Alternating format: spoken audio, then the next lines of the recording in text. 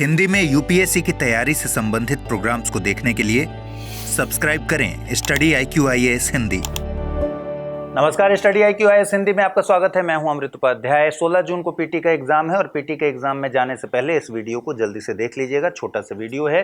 दो चीजें हम डिस्कस करेंगे जो कि महत्वपूर्ण है। पहला ये कि नेगेटिव मार्किंग को कैसे डील करना है, नेगेटिव मार्किंग से बचने के लिए क्या करना है, कितने क्वेश्चंस अटेम्प्ट करें, और दूसरा जो महत्वपूर्ण सवाल है कि एग्जामिनेशन हॉल में किन चीज़ों की सावधानी बरतें। तो सबसे पहले अतुल सर हैं हमारे साथ और विरत सर हैं। सबसे पहले अतुल आपके पास आते हैं और ये जानते हैं कि नेगेटिव मार्किंग को लेकर हमेशा कन्फ्यूज़न होता है। एक तो कन्फ्यूज़न यही है कि कितने क्वेश्चंस अटेम्प्ट करने चाहिए, फिर उसका गणित क्या होता है। कुछ लोग 85 क्वेश्चन अटेम्प्ट करके आते हैं, कुछ लोग 60 करके आते हैं, छूट जाता है। तो फिर क्या गणित अपनाया है उसका? देखिए, नेगेटिव मार्किंग के लिए उसका मैथमेटिक्स भी आप समझे ज़रूरी है। तो पहले एकदम ब्रीफली मैं बता देता हूं कि यूपीएससी में अभी हम केवल पेपर 1 की बात कर रहे हैं। जीएस की अगर हम बात करें तो एक सही सवाल पे, सही उत्तर पे आपको 2 नंबर मिलते हैं, +2 मिलता है। और अगर आप किसी प्रश्न का गलत उत्तर करके आते हैं तो आपको -2/3 -0.67 आपको अंक उसमें मिलते हैं। अगर आप छोड़ के आते हैं तो आपको 0 मिलता है। तो छोड़ने पर कोई पेनल्टी नहीं है। तो ये इसका बेसिक सिंपल मैथमेटिक्स है। तो सवाल ये आता है, देखिए, जब तक यूपीएससी में नेगेटिव मार्किंग नहीं थी, आज से 20 साल पहले, तब तो आपको भी आता है नहीं आता, आपको सारे करके आने होते थे, कोई डाउट नहीं होता था, इसमें कोई संदेह, कोई कंफ्यूजन होता नहीं था। नेगेटिव मार्किंग आने के बाद से यूपीएससी में कट ऑफ नीचे गया है, ये हम सबने देखा है।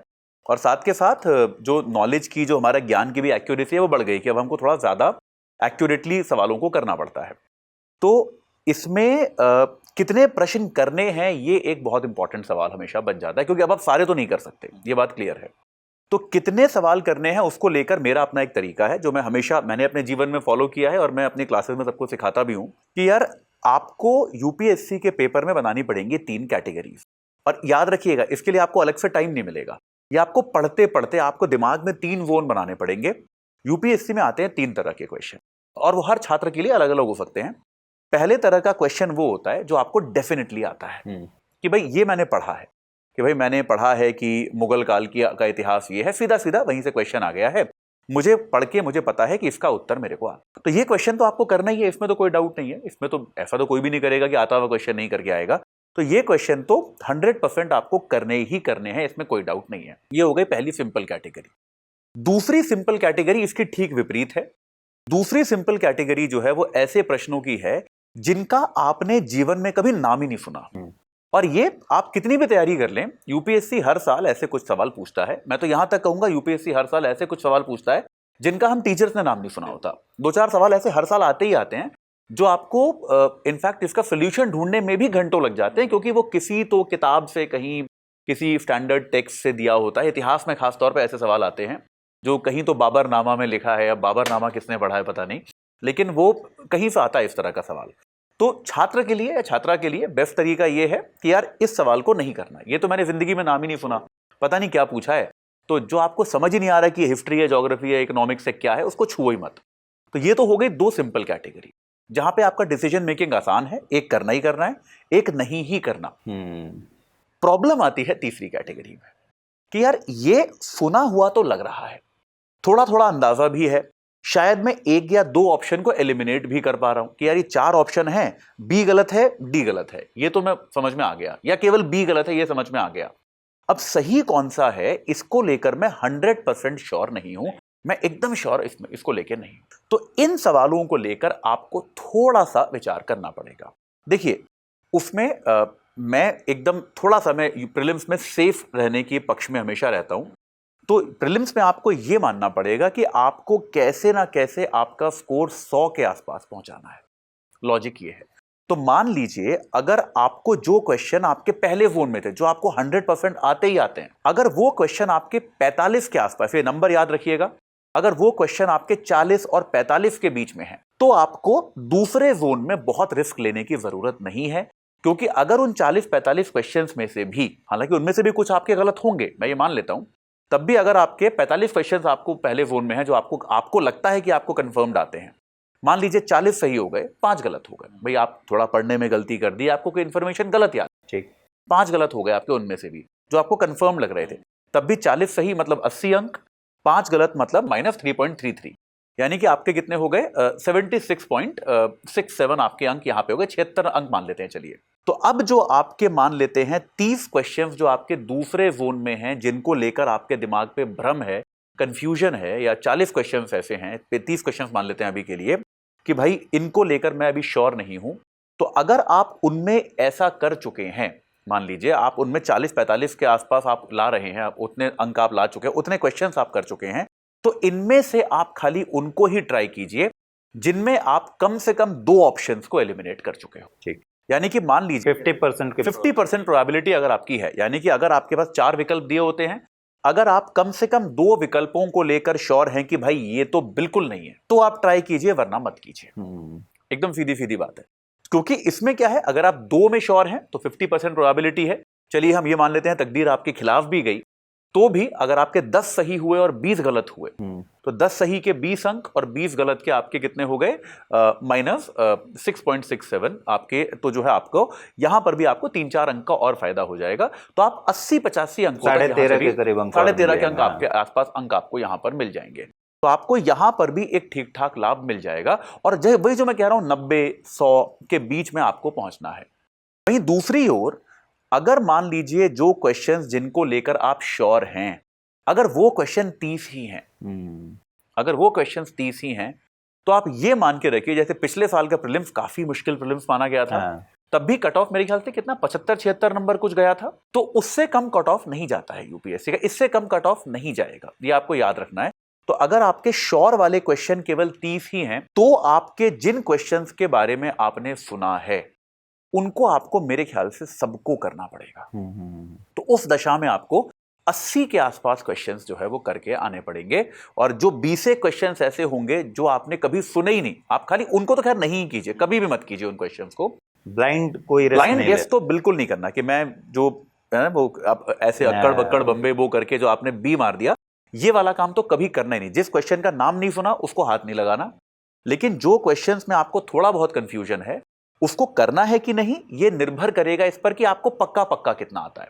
अगर पक्का पक्का आने वाला आपका 40 से 45 क्वेश्चंस के बीच में है, तो केवल वही क्वेश्चंस में तुक्का लगाइए जिनमें आप 2 ऑप्शन को लेके कंफ्यूज्ड हैं। अगर आपके पक्के पक्के क्वेश्चंस जो हैं वो 30 के आसपास आके रुक गए हैं, तो फिर आपको जिनके बारे में आपको अंदाजा है वो सारे क्वेश्चंस करने पड़ेंगे।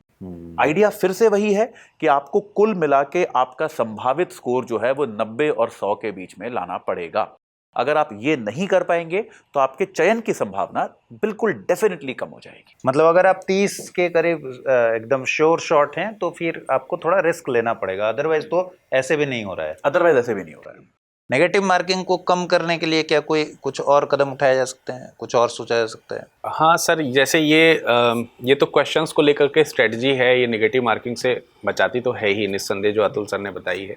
लेकिन इसके अलावा भी आप अपने जब पेपर को देखेंगे, और पेपर ही नहीं है आपके पास में तो OMR शीट भी है, 2 आपके पास में हथियार हैं जिनका इस्तेमाल करके आप फाइनल रिजल्ट पे पहुंचेंगे। पेपर पढ़ना जितना ध्यान से, उतना ही ध्यान से OMR शीट को फिल करना। बहुत अच्छे से क्वेश्चन अटेम्प्ट किया, बहुत अच्छे से पढ़ा।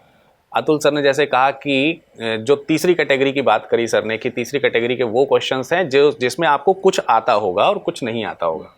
ऐसे क्वेश्चन में ज़रूरत क्या है कि आप उसको बहुत गौर से, बहुत ध्यान से देखेंगे। वहाँ पे आपने अच्छा काम कर लिया, वहाँ पे आपको ये संतुष्टि मिल गई कि हमने बहुत अच्छे से क्वेश्चन कर लिया और बन गया क्वेश्चन, ये तो मुझे समझ में नहीं आ रहा था, चलो अच्छा हुआ बन गया, कॉन्फिडेंस भी आ गया। अति उत्साह भी कभी कभी इसमें आ जाता है, और वो अति उत्साह आपको OMR शीट में गलती करने के लिए प्रेरित कर देता है।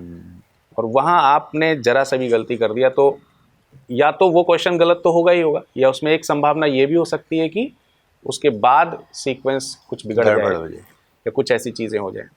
तो इस चीज़ से ज़रूर बचना है कि भाई आप अपनी OMR शीट में भी उतने ही ध्यान से पेन चलाएं जितने ध्यान से आप अपने क्वेश्चन को अटेम्प्ट करते समय पेन चला रहे हैं। ये एक बहुत इंपॉर्टेंट चीज़ है। दूसरी बात ये है कि सर OMR में सिर्फ क्वेश्चंस ही इंपॉर्टेंट नहीं है सही तरीके से भरना। आपने बहुत अच्छे से किया, आपने बहुत अच्छे से क्वेश्चंस अटेम्प्ट किए, OMR में सही तरीके के ऑप्शंस भी आपने फिल किए, लेकिन आपने OMR के जो डेटा हैं शुरुआत में जो आपको ओवरहेड में लिखने हैं वो डेटाज आपसे गलत हो गए जल्दीबाजी में, रोल नंबर से लेकर के और अन्य जो सारी चीज़ें हैं। तो उनमें भी आपको उतना ही फोकस रखना है। और ये सब बहुत लाइटली, मतलब खास तौर से जो फर्स्ट अटेम्प्टर होते हैं उनके लिए ये ज़्यादा समस्या वाली बात होती है।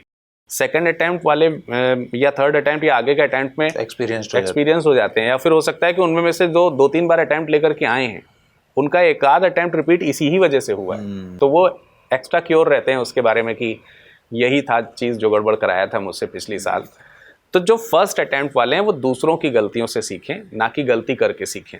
तो ये पहले ही बता दिया जा रहा है कि आप क्वेश्चंस में तो इम्पोर्टेंटली सही से भरे, लेकिन उसके जो डेटा हैं जो आपसे रिक्वायर्ड हैं उनको भी सही तरीके से आप फिल कीजिए। इसके अलावा जो क्वेश्चंस हैं उनको लेकर के घबराना नहीं है। कई बार घबराहट से भी आप मतलब आप पढ़े सही से लेकिन उसके ऑप्शंस देख करके घबरा गए, यार क्वेश्चन तो समझ में आ रहा है लेकिन ऑप्शन से मैच नहीं हो पा रहा है, पढ़ा है पूरा हमने, अब इसका ऑप्शन समझ में नहीं आ रहा है, घबराहट हो गई उसमें।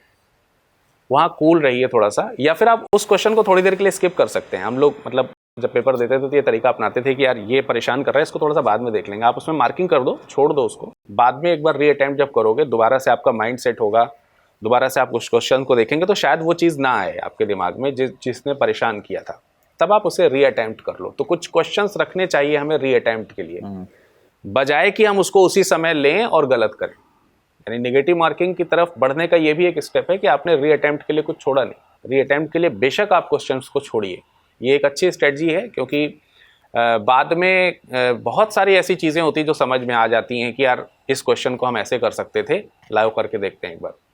ये सब चीज़ें सीसेट के लिए भी आगे इंपॉर्टेंट होती हैं, जीएस पेपर 1 के लिए तो इंपॉर्टेंट है ही। मैथ्स के कई ऐसे क्वेश्चंस आते हैं, रीजनिंग के कई ऐसे क्वेश्चंस आते हैं जो आप सॉल्व कर रहे हो और नहीं हो रहे हो, टाइम भी ले जा रहे हैं, सॉल्व भी नहीं हो रहे हैं, उलझिए छोड़ मत उन दीजिए, सवालों में, छोड़ दीजिए उसको।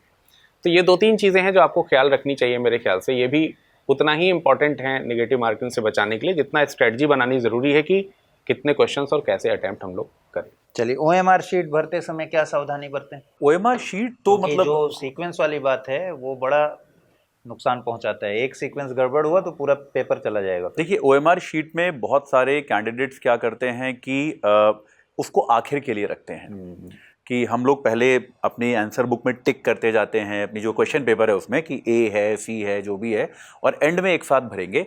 ये तो मतलब क्राइम है। मैं एक बार कर चुका हूँ। अच्छा, आप भी कर चुके हैं। ये तो क्राइम है। मतलब ये तो बिल्कुल, अगर आप जो है आप ऐसे ही आज तक करते आए हैं अपनी टेस्ट सीरीज में या जैसे भी, तभी भी ये मत कीजिएगा। ये तो एकदम अपराध है। मतलब ये तो बिल्कुल भी नहीं करना चाहिए।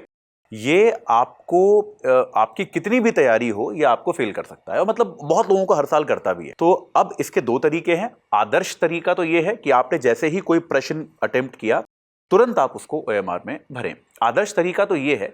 लेकिन मैं आपको अपना एक्सपीरियंस बताता हूं कि जब मैं टेस्ट सीरीज दिया करता था तो इससे मेरा थोड़ा फ्लो टूटता था कि मैं एक क्वेश्चन को करने की कोशिश कर रहा हूं और मैं होता ना, आपका दिमाग का एक फोकस बना होता है कि अभी मैं प्रॉब्लम सॉल्विंग मोड में हूं।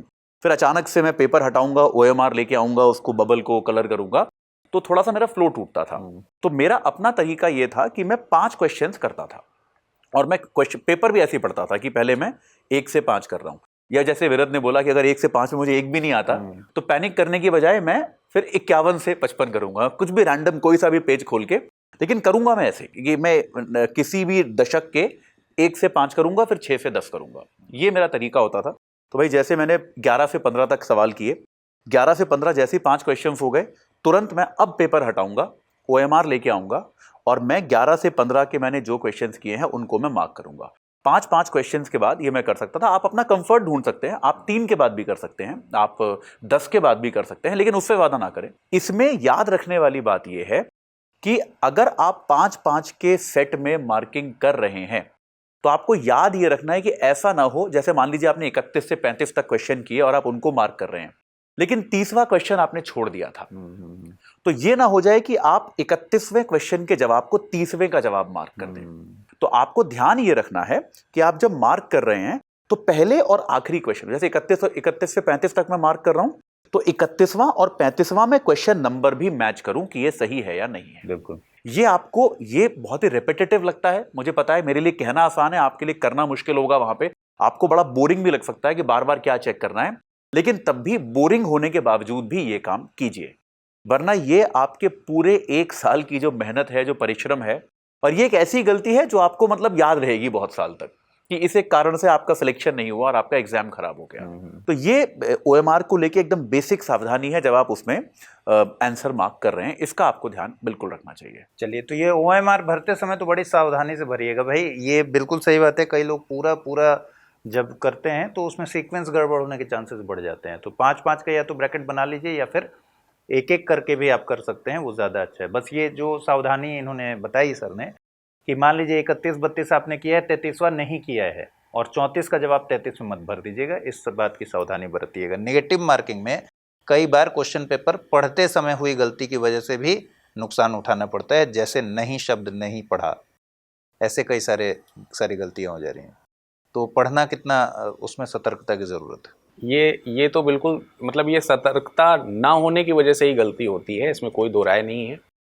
इनफैक्ट कई बार आप देखेंगे कि ये जो नहीं शब्द है या सही शब्द जो है, कितने सही हैं या केवल शब्द जो है, ये कई बार बोल्ड लेटर में भी लिखे होते हैं। इतना सहयोग करने के बाद भी हम इतने फ्लो में रहते हैं कि हम उसकी बोल्डनेस पे ध्यान नहीं देते और हमसे गलती होती है। तो उसको ये प्रैक्टिस से भी सही होता है। अगर आपने पहले टेस्ट सीरीज़ या कुछ इस तरीके की चीज़ें करी हैं और प्रैक्टिस करी है तो शायद आप इस गलती से बच सकते हैं। एग्जामिनेशन हॉल में जब आप जाते हैं तो वहाँ पर आपको इस पर विशेष ध्यान देना ही है, इसमें कोई दो राय नहीं है।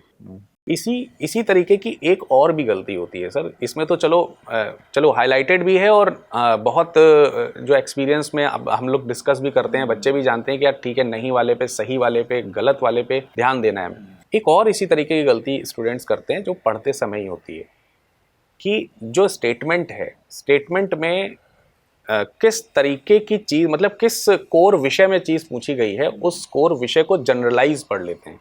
जैसे कॉन्स्टिट्यूशन में बहुत होता है ये, संविधान में ये लिखित है कि नहीं, संविधान के अनुसार शब्द है, ये संविधान में लिखित है कि नहीं, और आपको मालूम है कि जनरलाइज क्वेश्चन पूछा गया है, ये तो होगा ही, आपको लगता है ये तो होगा ही कॉन्स्टिट्यूशन, इसमें कोई दो राय नहीं, और आपको ये भी मालूम हो जाता है कि कॉन्स्टिट्यूशन में कहाँ है, इतना तक आप श्योर हो जाते हैं। लापरवाही इसको कहा जा सकता है निस्संदेह, लेकिन वो लापरवाही आपसे यूपीएससी करवाना चाहता है। मतलब बेसिकली वो समझना चाहता है कि आप कितना कंसंट्रेट हैं, कितना क्वेश्चन की नॉलेज अच्छे से रख रहे हैं, कितना आप उसके आयामों को समझ रहे हैं। तो वो भी उसी तरह की ही गलती है कि आपने सावधानी से प्रश्न नहीं पढ़ा, यानी शब्द छोड़ना या विषयगत जो तथ्य है उस तथ्य को मिस कर देना, ये दोनों ही उतने ही जानलेवा हैं, इसलिए उनको ध्यान से असली बात यह है कि प्रश्न पढ़ते समय प्रश्न को पूरा पढ़ने की आदत डालिए। होता यह है, ये गलती क्यों होती है, ये गलती इसलिए होती है कि आप प्रश्न ऊपर महत्वपूर्ण हिस्सा पढ़ लेते हैं, उसके नीचे लिखा रहता है इनमें से कौन से कथन गलत हैं, और आप खुद से मान लेते हैं कि ये सही पूछ रहा है तो सही वाला जवाब देकर आते हैं। इसी तरह से नहीं पढ़ना इसलिए होता है कि ऊपर का तो हिस्सा आपने बहुत सब्र के साथ पढ़ा और नीचे वाला पढ़ने की जहमत ही नहीं उठाई, तो ऐसी गलती हो जा रही है। और ये जो बहुत सही बात इन्होंने कही कि मान लीजिए प्रश्न पूछा गया है संविधान के अनुसार अविश्वास प्रस्ताव पास में अगर फेल होती है सरकार तो सरकार को इस्तीफा देना पड़ता है, मंत्रिमंडल को इस्तीफा देना पड़ता है। तो आप में से सारे लोग इस बात को जानते हैं कि मंत्रिमंडल को इस्तीफा देना पड़ता है। ये स्टेटमेंट सही है कि नहीं, आप कहेंगे बिल्कुल सही है, लेकिन ये स्टेटमेंट गलत है क्योंकि इसमें लगा हुआ है संविधान के अनुसार, और संविधान ये नहीं कहता कि अविश्वास प्रस्ताव अगर पारित हो गया तो सरकार को गिरना पड़ेगा, ये संविधान में नहीं लिखा हुआ है। लेकिन अगर इस क्वेश्चन में संविधान के अनुसार हटा दीजिए तो फिर ये स्टेटमेंट सही हो जाता है। तो इसलिए सावधानी से पढ़िएगा और बिना सावधानी से पढ़े अच्छे से OMR पर मार्क कीजिएगा, वो भी सावधानी बरतिएगा। 2 घंटे बहुत कॉन्शियसली अपना एग्ज़ाम दीजिएगा। आप सबको बहुत बहुत शुभकामनाएं। आप में से जितने लोग भी 16 जून को पेपर अटेम्प्ट कर रहे हैं, और हम सबकी शुभकामनाएं हैं कि आप सब लोग पास कीजिए, मेंस दीजिए, IAS वाईएस बनिए। ठीक है, बहुत शुक्रिया, आप सबका भी बहुत शुक्रिया। हिंदी माध्यम से यूपीएससी की तैयारी करते हैं आप, तो स्टडी IQ IAS हिंदी के प्रीलिम्स टू इंटरव्यू बैच यानी P2I बैच के बारे में तो जानते होंगे। अगर नहीं जानते तो मैं बताता हूँ। देखिए, P2I बैच में मिलता है 1000 घंटों से ज़्यादा की लाइव क्लासेस, PT और मेंस के लिए test series, crash course, daily current affairs और CSET क्लासेस, हर विद्यार्थी के लिए personal mentor, daily answer writing, PT pass करने पर निःशुल्क आवासीय कार्यक्रम ज्वाइन करने जैसे बहुत सारे फीचर्स। तो 10 जून से शुरू हुए बैच में 15 जून तक एडमिशन जारी है, और अभी चल रहे स्पेशल ऑफर का लाभ उठाकर 25,999 रुपए में आप इस कोर्स को खरीद सकते हैं। हिंदी में यूपीएससी की तैयारी से संबंधित प्रोग्राम्स को देखने के लिए सब्सक्राइब करें स्टडी IQ IAS हिंदी।